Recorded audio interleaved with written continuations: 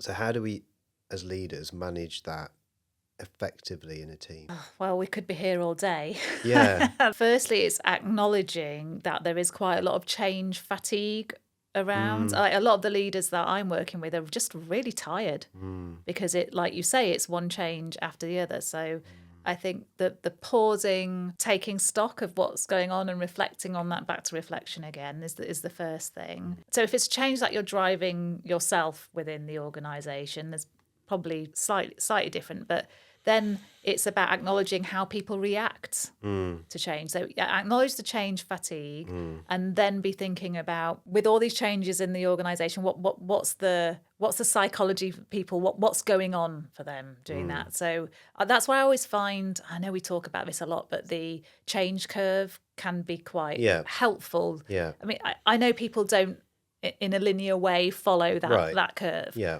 But what is helpful is spotting when people are in yeah. those kind of states of denial or anger Mm, or just depressed, or when there's others that are more committed and ready for the change. So mm, it's kind of knowing where your team are at mm, on that curve. And one of the things that I think it was the CEO of Microsoft, Satya Nadella, I want to mm, say, is that his name? The CEO of Microsoft.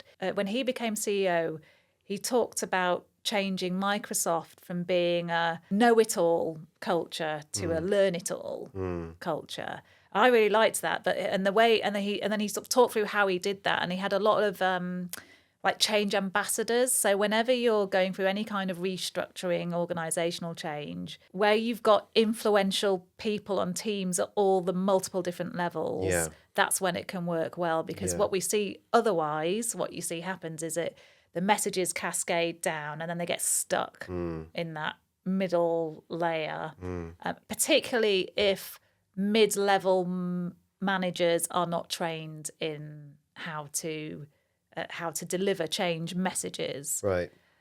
So I think it's about acknowledging the feelings, having change ambassadors on board, uh, and being really consistent Mm, and transparent with the communication, because I've seen mm, that mm. go wrong